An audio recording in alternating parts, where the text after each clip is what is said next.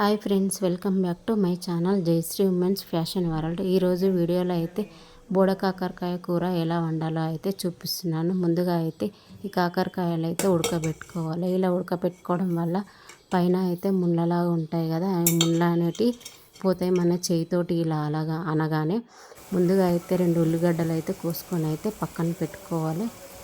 చింతపండు కూడా నానబెట్టి పక్కన పెట్టుకోవాలి. ముందుగా స్టవ్ వెలిగించి కొద్దిగా ఆయిల్ వేసి ఉల్లిపాయలు గోలిన తర్వాత అల్లం వెల్లుల్లి పేస్ట్, పసుపు వేసి ఈ కాకరకాయలు ఉడకబెట్టి పక్కన అయితే చిన్న చిన్నగా ముక్కలుగా కట్ చేసి పెట్టాం కదా, అవైతే అందులోకి అయితే నూనెలోకి అయితే వేసుకొని కొద్దిసేపు అయితే నూనెలో అయితే గోలించుకోవాలి. ఇలా గోలిన తర్వాత చింతపండు గుజ్జును అయితే ఇందులోకి అయితే వేసుకోవాలి.